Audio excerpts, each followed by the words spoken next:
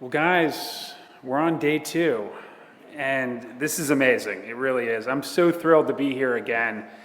I hope everyone got a chance to see some of the panels at least yesterday. They were absolutely spectacular.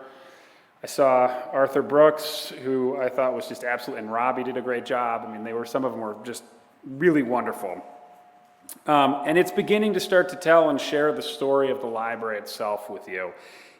It was not, as you've heard a couple times, it was not designed just to tell the story of Theodore Roosevelt, but to ask what his life and example demanded of us now. How do we lead? How do we serve? How do we strengthen the country that we share? That work begins, frankly, with conversation, especially the kind of conversation that is too rare today, honest, substantive, and grounded in the belief that disagreement does not have to mean disrespect. That spirit is particularly fitting for this first panel. We are honored to welcome 2 public servants who come from different states, different parties, and different political traditions, but who have both chosen to devote their careers to serving the American people. Senator Cramer has represented North Dakota in the United States since 2019, following 6 years in the House of Representatives. He brings to Washington the perspective of this state, its energy, agriculture, rural communities, veterans, and deep connection to the land. Senator Gillibrand has represented New York, my home state, in the United States since 2009.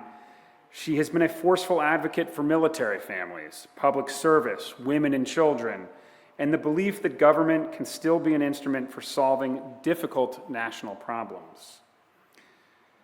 Together, they represent something that the library hopes to model, that even amid real differences, and these differences are real, Americans can still sit together, listen seriously, and wrestle with the questions that will shape our future. Their conversation will be guided by Barcott, veteran, entrepreneur, author, and civic leader whose own life has been defined by service and by the conviction that citizenship is an active responsibility. Please join, I can already hear them talking. They're having a great time in the green room. Please join me in welcoming Senator Kevin Cramer, Senator Kirsten Gillibrand, and our moderator, Barcott.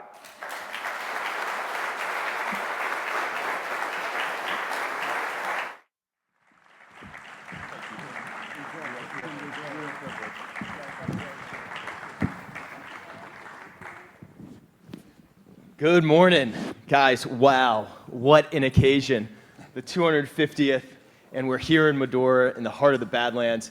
By the way, please excuse the fact we got business casual as the code, but I was in the campsites last night with my family, and so we had a strenuous life experience at 1 a.m.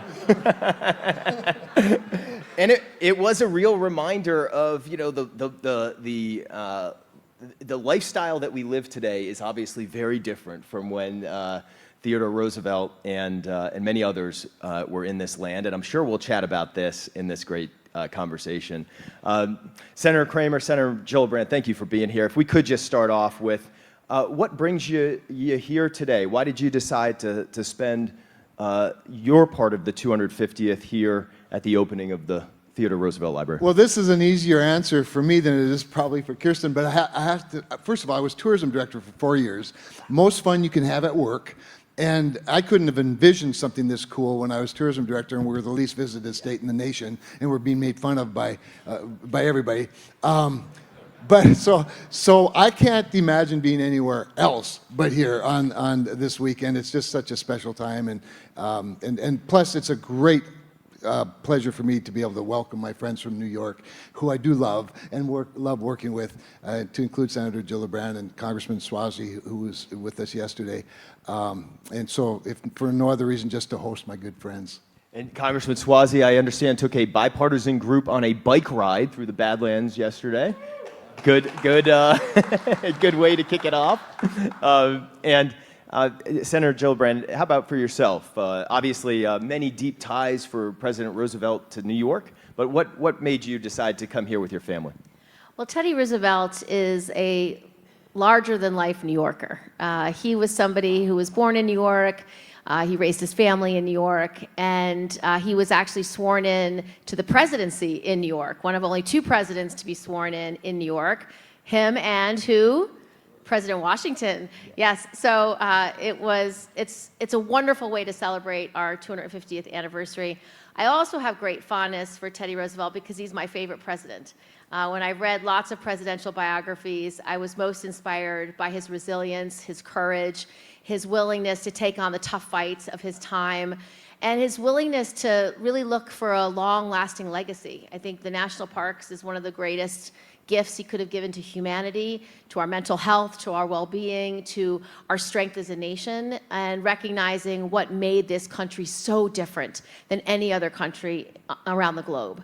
And that legacy really lives on in New York. I spend lots of my free time, my vacation time, my family time in the Adirondacks. And he was climbing our highest peak, Mount Marcy, in the moment that McKinley was shot. So we've been living his legacy for a very long time. And it's just always been an inspiration to me. And even my oldest son is named after Teddy Roosevelt. His name is Theodore. Here, he's in the audience. Because of our love for Teddy Roosevelt. And then in addition to all the New York... By the way, no pressure. Yeah, no pressure. In addition to all the New York factors, I'm also very close to Simon Roosevelt and his wife Loli and their wonderful family, his daughter Alice, and we are so happy to be here with them celebrating such a really important moment for his family and for him. Well, hats off to all the family members. It is hard to get things done in the United States. And the family, of course, starting with the contribution to land from Theodore Roosevelt IV, who is a Vietnam veteran and Navy SEAL, and throughout this time just persisted to build this national treasure. And on that note, Senator Gillibrand, this is your first time here in the land. As we were driving out, started the audio book of Edmund Morris's wonderful The Rise of Theodore Roosevelt, where he writes evocatively of this place, and listened to it with my 13-year-old and 6-year-old. What has this place been like as an experience for you coming to it for the first time?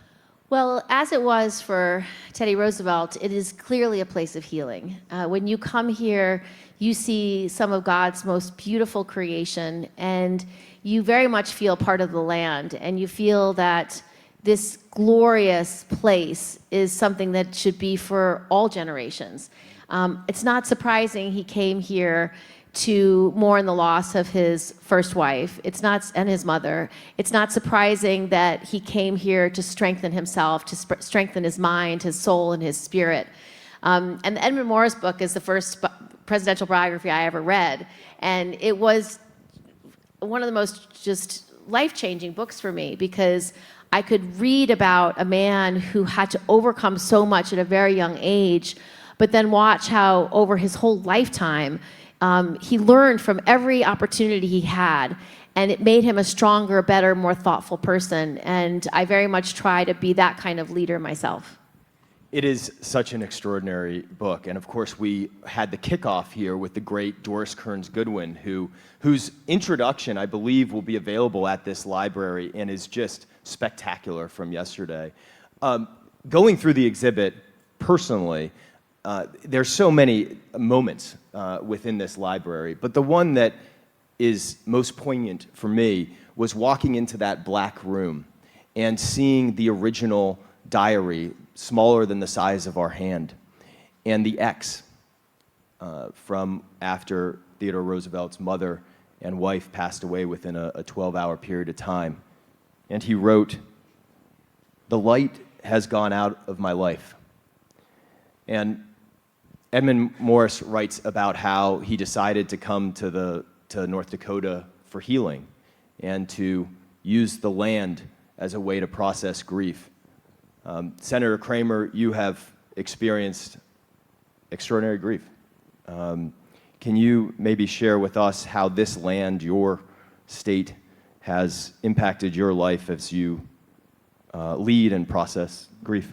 Yeah, for sure. Thanks. You're right. Our family has. And I think it's this place that we talk about that drew Roosevelt here to heal has the same effect on just about everybody that comes here. In fact, one of the biggest challenges when you're the tourism director of the least visited state in America is to get them here the first time. As a senator, I have the opportunity to bring 50 or more every year for a weekend, and most of them have never been here.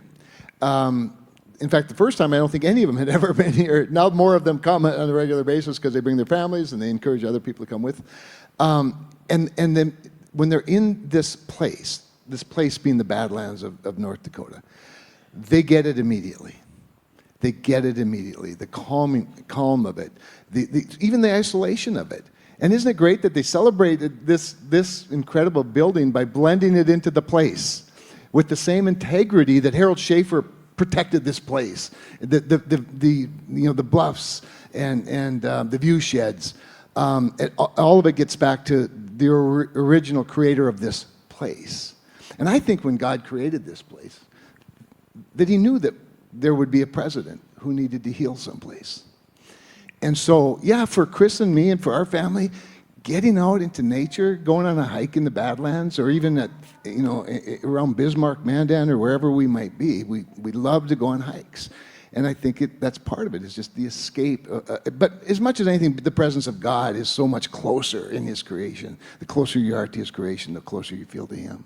Well, it is certainly a spiritual place, and especially when the wind is whipping and the lightning is cracking, as we had yesterday evening. I posted last night, I shot some lightning for about 10 seconds. I said, God's showing off, or God's shooting off some fireworks tonight for us. And in the backstage, we just watched your entire video from that drone show last night, which was also a marvel of not only writing, but of technological process. It sure was, and I would say, there was a moment last night during all the rain. Thank God I wasn't crazy enough to go camping, but during all of that rain, where I thought, boy, it'd have been good to escape early until the drone show, and I thought, boy, I'm glad that I got to stay late. Just one point of correction: it was glamping. It's actually glamping, but glamping takes a different dimension in the Badlands. Senator, before we turn to the legacy of Theodore Roosevelt, you had a role in bringing this to creation. Can you just share with us what it took from your perspective to create this new national treasure? Well, first of all, my role wasn't that great because it's a role that anybody in my positions at any given time would have done. So I was just sort of doing my job. I might have had a little more passion than some. Did I mention I was the tourism director for the least visited state in America? So I might have had a little more passion for it. But several things. I mean, things as basic as getting the archives to release certain artifacts and documents, or the Library of Congress, as you've already referred to the diary. And not that they didn't want to do that, but there's a lot of bureaucracy about it. I mean, I'd go all the way to just this week when due to real-life circumstances, the Air Force's flyover had to be canceled, which I get the calls, I start the text messages, I call the Secretary of War, I called the commander of ACC, I said, we got to have a North Dakota airplane coming tomorrow, so, this weekend. So, and then some things, the land swap required a law change. It required legislation. This was federal land. We have other federal land. All this land is used by our ranchers to feed their cattle, to help feed a hungry world. Navigating that with the type of integrity that Roosevelt would expect, but also that the local ranchers would respect was important. And so there are lots of ways that I was able to play a small role. Well, bravo to all involved, and thanks to the community as well. You're here. And by the way, for those of you tuning in, this is a live recording. Steak fondue dinners, pitchfork barbecue dinners, right here, right before you can come to the Teddy Roosevelt Library. There's nothing quite like a pitchfork barbecue. We had a good time having that last night. You really haven't eaten a steak till you've eaten one that's been put on a pitchfork after it cleaned the barn, and it goes in. But don't worry, the oil's about 400 degrees. It's all Yes, it's okay.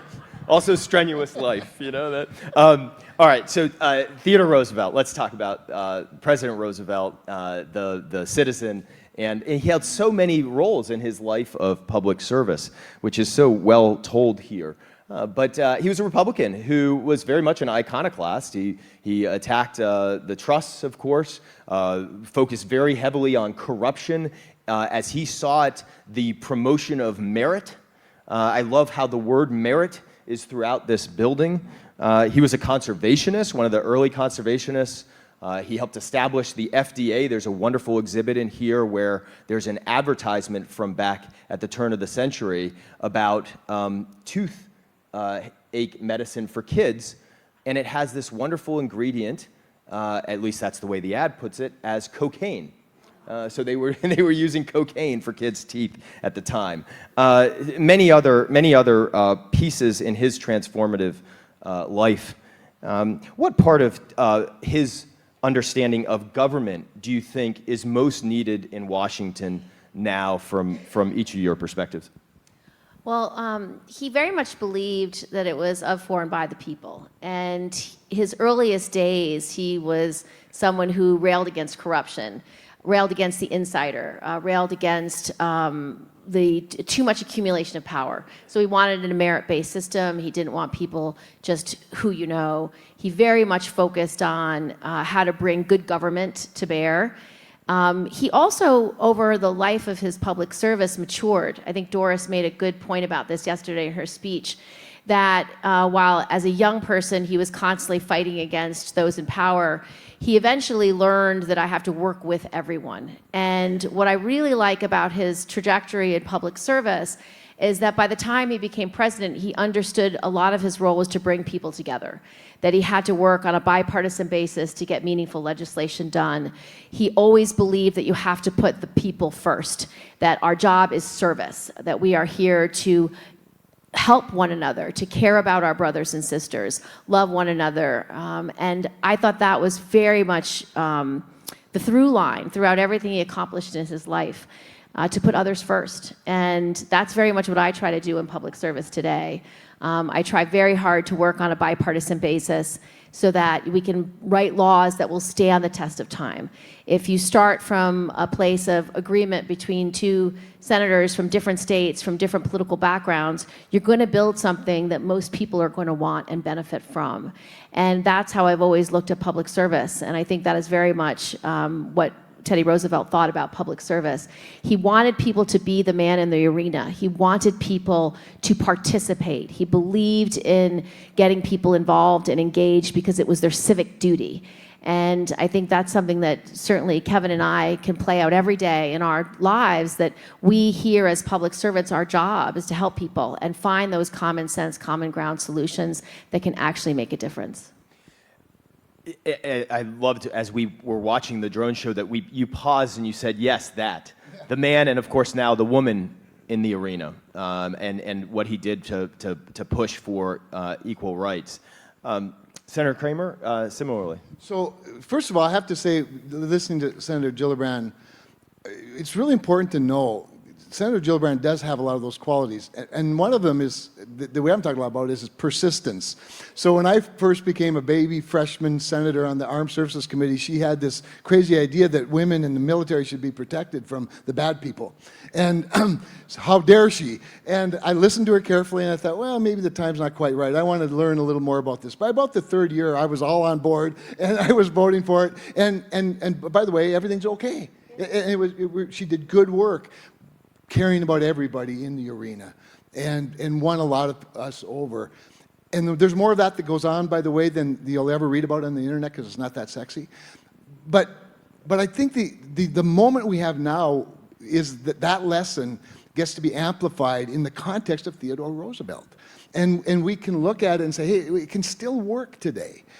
The problem, I think, and I think expanding on what Kirsten's talking about, I think the moment we live in now is challenging because of so many forces that have sort of disincentivized this. That in fact, all the incentives for each politician are perverse to this. They in fact, you're rewarded more for being a jerk than you are for being a friend. And so we have to work on that by example, but I hope this place, that the next several speakers, not just this weekend, but forever, can absolutely build on that theme. And I'll bring everybody I can to participate in that.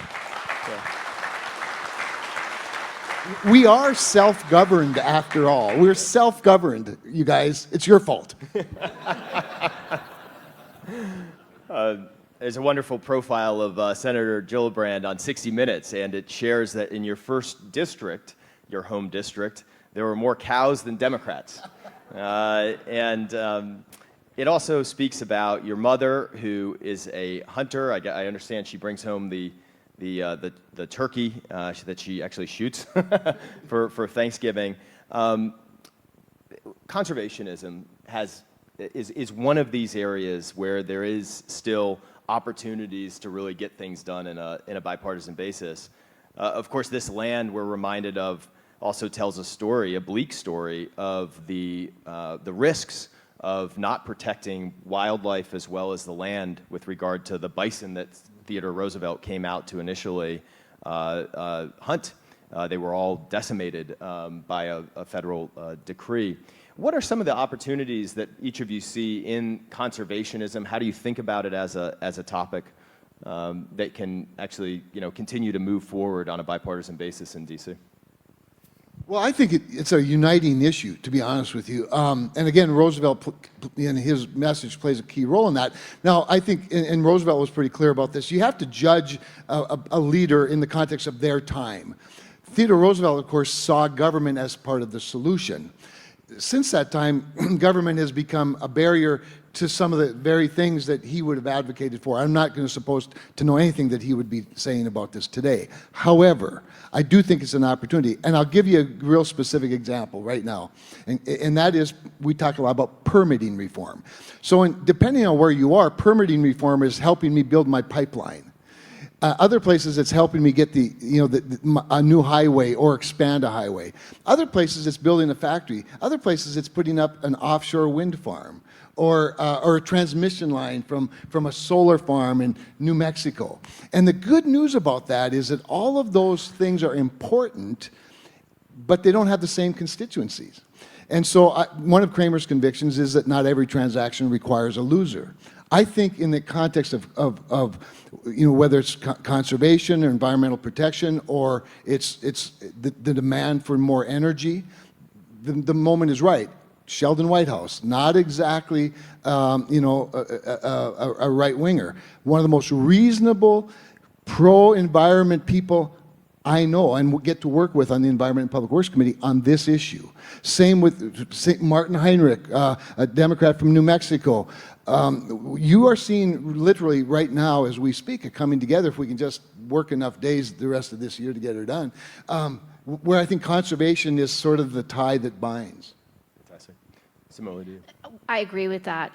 In New York State, some of the biggest issues of conservation are entirely nonpartisan. Things like invasive species, making sure we have better requirements for how we fight against that. We have the Great Lakes Commission. How do we make sure that when boats come into the Great Lakes, they don't have village that is from the ocean that's going to bring in some invasive species to destroy the Great Lakes. So there's a lot of conservation and preservation that is entirely nonpartisan today to make sure that we are stewards of the land. One of the things that Kevin and I do is we go to Bible study once a week together and we go to a prayer breakfast once a week together. And when we look at Genesis, we are asked to be the stewards of all the animals and all of God's creation. We are not asked to destroy it. We're not asked to ignore it. We're literally asked to be the stewards. And so when we work on these pieces of bipartisan legislation to steward the beauty that we have been given in this wonderful land, it is a calling, it is a commission, it is something that we are, certainly Kevin and I as people of faith, are asked to do by our faith. And that's exciting because you can feel not only more energized about it, but you also feel that common ground so deeply, and it makes it a nonpartisan issue. And so we work on a lot of conservation legislation in the Farm Bill. Farmers and ranchers love the conservation programs, the EQIP program, because it's just free money to conserve whatever you have on your lands, whatever way that you can use it to make sure you prevent wildfires, to make sure you keep your water and air clean. They are so excited to do it because the point made yesterday by the environmental panel that Simon was on was that 70% of our wildlife and our land is owned by private owners. And so being able to give ranchers and landowners and farmers the tools they need to be those great stewards is something that we can work on a bipartisan basis and do quite naturally. I love how the museum has brought this to light in one of the first exhibits, where you have letters from Theodore Roosevelt to his beloved father, and in one of them he's asking his father to bring back supple jacks for his display in his room, where he's recreating, essentially his own kind of ecosystem in his room. And he writes, he's only 10 years old, and he writes about these observations, the greenness of the trees in April after winter months had just been there. And that beauty of nature, hopefully, is something that can really connect with more Americans as well. And hopefully this place will extend that. For sure. I mean, it's a perfect place to have that conversation. I know that for Secretary Burgum, his vision for this facility, as much as anything, was to have that very discussion on a regular basis, the coexistence of commerce and environmental protection and stewardship, and I think he succeeded to this point. Yeah, for sure. Another part of the exhibit, of course, gets into some of Theodore Roosevelt's ideas that he used the bully pulpit to promote. And one of the most enduring of those is the notion of the square deal. The square deal was about fairness for workers, consumers, small business owners, against concentrated power. 120 years later, who is the modern American who needs the square deal the most, in each of your opinions, and what does Congress owe to them? I'd suggest everybody needs a square deal, and that those principles that Teddy Roosevelt was fighting for then are the same principles we should be fighting for today. And a lot of the work that Kevin and I have worked on together does exactly that. One of the bills we worked on together was for our first responders. When our first responders are in the line of duty and are either made very ill because of toxins they breathe in as firefighters, or die of any service-related death, they weren't getting their benefits. They weren't being covered at all. And so Kevin and I and a lot of other people got together to fix that problem. But fairness and making sure that we protect our constituents is something that we can work on in all sorts of avenues every day. And it is really why I feel I'm called to public service, to just help people, protect them in ways they need protecting. Kevin and I also do a lot for the warfighter. We do a lot on the Armed Services Committee, and thank you for your service, to really protect our men and women who serve, who devote everything. They'll give their lives for this country. It's very important that we constantly are putting ourselves in their own shoes and seeing what can we do to make their lives better. And so we spend a lot of time on the Armed Services Committee working on things to help the service member. Yeah, and I would say, particularly for small business, probably the richness of this question in this place, again, is, before Roosevelt got here, the Marquis had already started building his empire, which was, of course, a slaughterhouse. It was a meatpacking industry. Because of the new invention of the refrigerated rail car, he was going up against the big Chicago, meat packers. Well, I would submit today, if you're going to pick out one industry that needs a square deal, it's agriculture. And I often say about the ranchers, no offense to the you ranchers, but they don't complain enough. You know what I mean? And so they don't get as many square deals.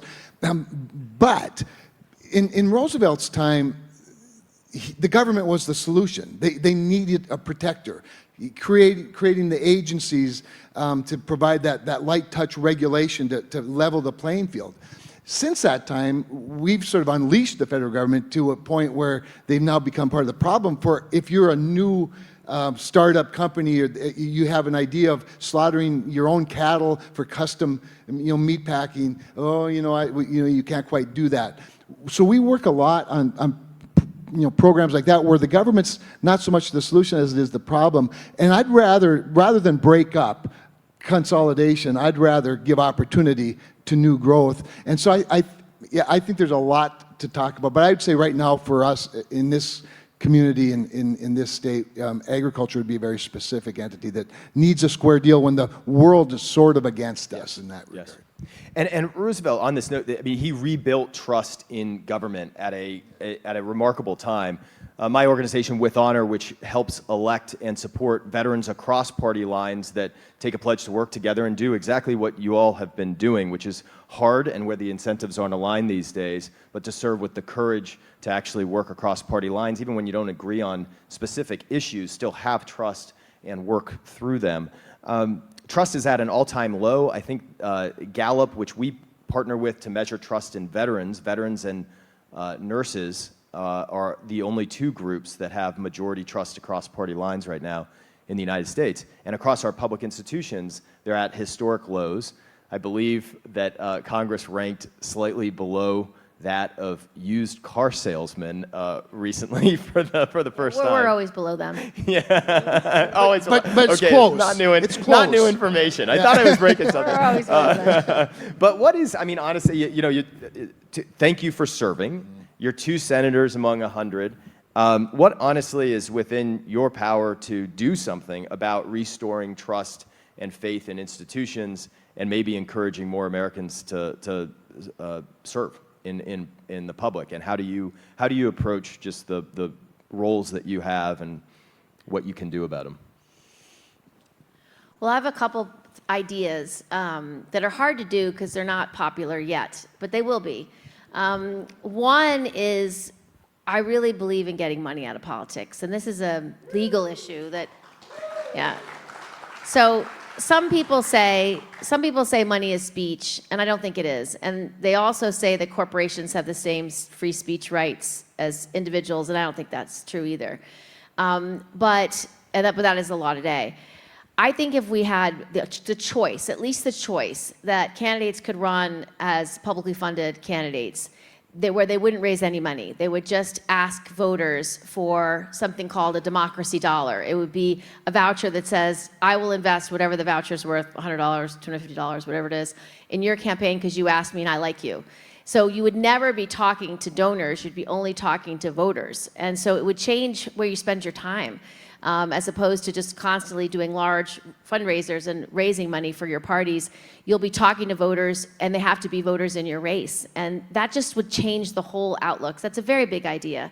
And it would take a long time for me to make that popular, but it's something I truly believe in. If you were able to get money out of politics, you would have more candidates who were fighting for the people, because the people they'd be talking to are the voters over and over and over again. The second idea is deal with the corruption in Washington. And one idea that really time has come is no member of Congress should be able to own stocks. I think you should ban stock trading, because right now, this is very funny, members of Congress, 1 in 3 own stocks, 1 in 7 are not disclosing their stock ownership the way they're supposed to. And an average member of Congress has a return rate of 17.5% higher than the S&P 500. So do you think those members of Congress are smarter than the S&P 500? Probably not, but they have a lot of non-public information. And so 10 years ago, I passed a law that made everyone disclose when they bought their stocks, figuring that would solve the problem. But with the data I just shared with you, that has not solved the problem. So today, I work on a bipartisan basis with a couple different senators, Josh Hawley and Ashley Moody, on trying to ban members of Congress from buying or owning stocks. Because I just think the appearance is so high that members of Congress are getting rich on non-public information. We should change the law. Can I just... Once again, Kirsten has demonstrated that I'm below average. Just so you know. It's not true. It's not true. So, first of all, I do believe disclosure is the biggest issue, but disclosure without transparency isn't disclosure at all. I've never traded a stock in my life, much less since coming to Congress, and I certainly haven't figured out how to get rich doing it. But that's what, that's why we're here. I would submit to you, besides some of those legislative fixes that Kirsten's talking about that may or may not work, I think there's probably a balance in there somewhere. But is example. One of the things we can do and should do from our perch, if you will, from our bully pulpit is set the example for others to see. The problem is, I mean, I'm glad, right? The few dozen people that are watching this, maybe there's several hundred, maybe there's 1 million. But we need to do more of this type of thing. Because what we do in Washington like this isn't very interesting to the people that are covering Washington. Yes, they want to talk.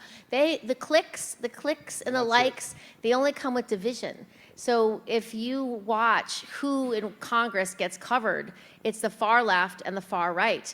The people that are the most often covered are the ones that are constantly fighting and making divides. And so, but does the media ever cover bipartisanship? No. And I've passed so many bills, dozens of bills in the last decade and a half, and that's not what the news media wants to talk about. They'd rather talk about the fight that Marjorie Taylor Greene had with Congresswoman Crockett about eyelashes and being badly built bodies. And I mean, it was shocking how much a fight between two women in a hearing was covered versus perhaps the law you and I passed that day that was helping firefighters and first responders. Like, it's shocking that it's just common sense, bipartisanship, getting things done, competence is the least popular thing in Washington to cover. Yeah. And that degrades people's view of government. Yeah. They think that all we do is fight all day long because that's what the social media puts up. That's what the clicks respond to. That's how people get their algorithm to work. It's too bad that algorithms are shaped by division. How do you? There was a question that was asked of what president would you most want to have a conversation with, if President Roosevelt was alive today. Mm-hmm. How do you think he might react to giving you advice, each of you advice? What do you think the advice might be of like understanding this landscape? We hadn't prepped for this question, so sorry I didn't prep for any of them. Yeah, but how would you think about what a conversation with him might be? And of course, the miracle of this library is that you can actually have that conversation with President Roosevelt thanks to an AI recreation in the library. It's remarkable. You can ask it anything, and it sort of channels the voice. But yeah, how would you think about having a conversation with him today, and how he might, give some advice, maybe on this area of our challenges with modern communication? He'd probably think it's the bull moose has finally come to to its pinnacle, but and have another party. I don't know. One of the things that I know about Roosevelt is that he never judged leaders in the context of the current time. He judged them in the context of their time, and that's, I think, a very important. Because we right away we want to suppose what a historical figure would do today. Or we judge them unfairly, even though they're heroic in their moment, because by today's standards, it wouldn't be heroic. So I'd want to be careful not to try to put words in Theodore Roosevelt's. I would ask him, where did you muster the courage to take on the establishment the way you did, and how did it turn out so successfully for you? And I think one of the things he might say, and this is somewhat unfair, but this is the advantage of being a United States Senator from a little state. It's why the founders created the United States Senate. Kirsten can't meet with the millions of people that come to Washington to see her. I can meet with just about every North Dakotan that comes to Washington to see me. And a lot of them come, and that's a bit of an advantage, but the founders created that advantage. That's why when my president says I'm foolish to not want to abolish the filibuster, I say I'd be crazy to abolish the filibuster, and for the reasons that I just stated, that small states have equal power by the ability of a senator to obstruct the majority. That's the point of it, and so. I would say, what do you think, Mr. President? President Roosevelt, should we or should we not abolish the filibuster? And I think he'd stand up for the North Dakota farmer. Yeah. Beautiful. Well, it's Theodore Roosevelt bridging both worlds from New York. I don't know if Theodore Roosevelt ever met with Rand Paul or Ted Cruz, so I don't know. I don't know what his opinion would be. I don't know. Yeah, I don't know. I don't know. Well. You'll have the opportunity to have that conversation. You're about to walk through I have something to say at your question, though. Yes. Like, listening to Doris's speech yesterday, I didn't know all that, but it sounded like Teddy Roosevelt was the master of social media of his era. So if he himself published over 20 books, so that's like a way to get your message out. He himself, when he was a young railer against as a state assembly member, he outperformed all his colleagues because he got every headline because he was the one who went to the floor to make the robust speeches about corruption. When he, it seemed like every part of his career, instead of being the Deputy Secretary of Navy, he went to fight the war instead, and then he writes his book, Rough Riders, and the critique at the time, which Doris brought out, said, it was all about you, dude. He probably was the version of the famous person today. He probably was. He was probably the master of getting your message out in that era by being a prolific writer, by finding the fight and getting the headline, and I think what I really want to ask Doris about later is his maturation was that got him to his level of success, but he didn't use those skills necessarily once he got there. Yes. And so it's a difference between getting your name ID up and then governing. And I think that is a question we're facing right now. For sure. Because a lot of the famous young leaders that are rising right now are extremely famous because they're very talented on social media. And I would argue that probably was the Teddy Roosevelt. Yeah. But then as he matured, he seemed to shift his tactic. And I don't know, so I'd ask him those questions. I would ask him, what do we have to expect? Is it better to become someone who governs, or is it better to stay in the spotlight? And I think he'd say it's better to govern. It's so interesting. There's a lot of emphasis in the exhibit on curiosity and what a curious mind he was, and that he was always interested in new technology. And one of the examples of that is when he was police commissioner. They were creating a new way of essentially creating a tracking of criminals. The modern image and demographic information that's provided was breaking at that time, and he was just interested in it, and so he leaned into it and pushed with it. Maybe he was on the forefront of communication. He certainly recognized the role of the bully pulpit. We have about 5 minutes left. Senator Cramer, would you, when you went through the exhibit, what are one or two things that you think will just stay with you? Maybe they were surprising, maybe they were just insightful for you, but that about President Roosevelt's life. So first of all, I have not gone through the exhibits. Okay. I'm going to take my time to do that when my head is not on a swivel. But this has been a great week, of course, to celebrate. But I would say, I kind of go back to where you began with that diary.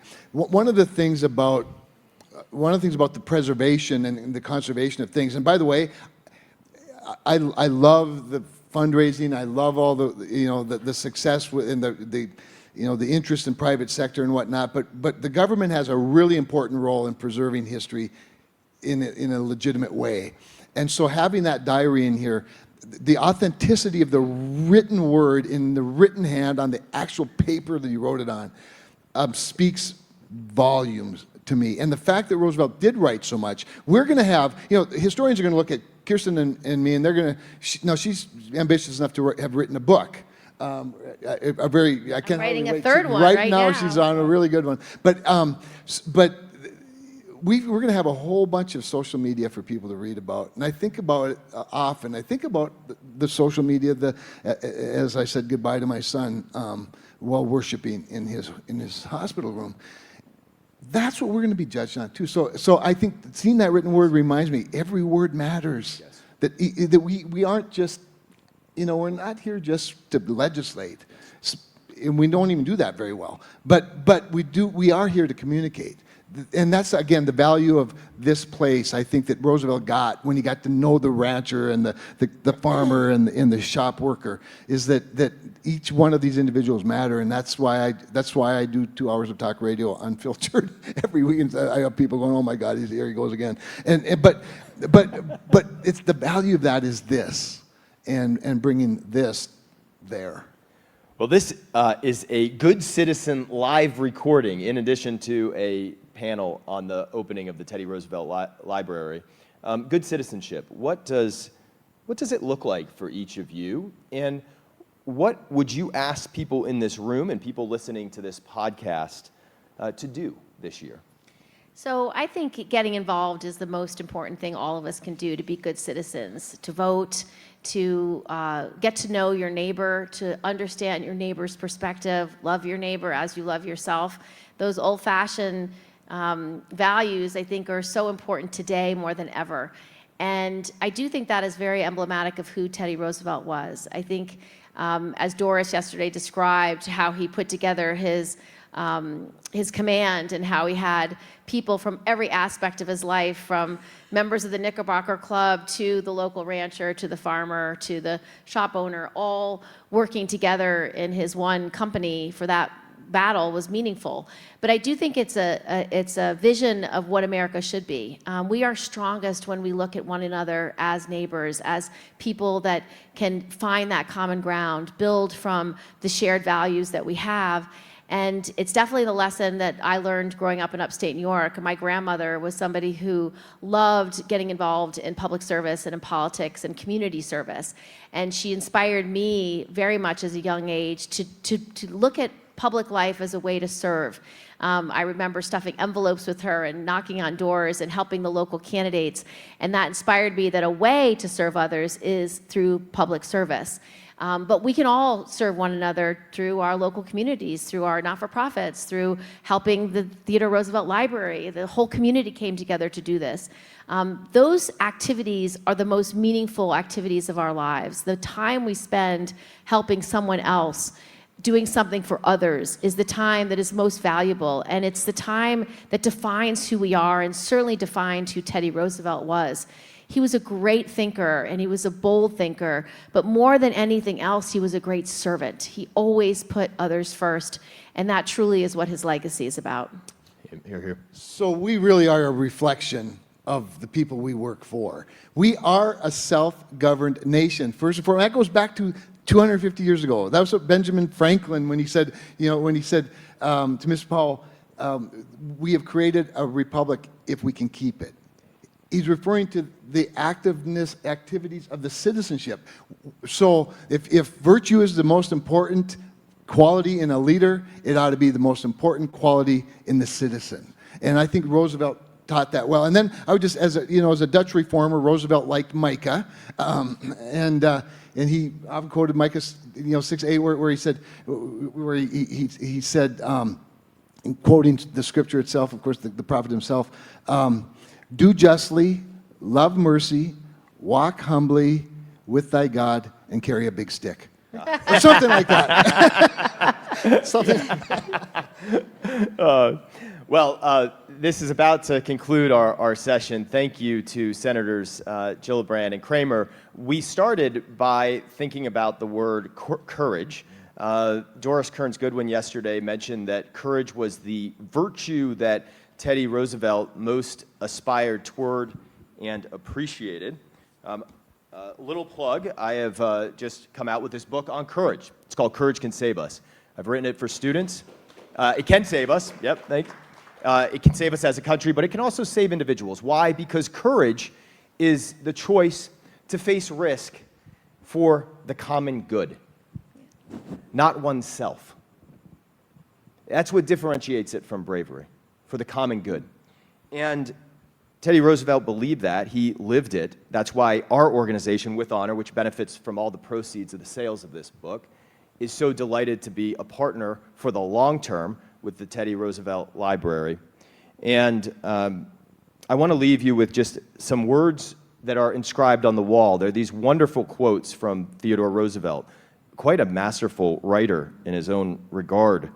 And this is one of them.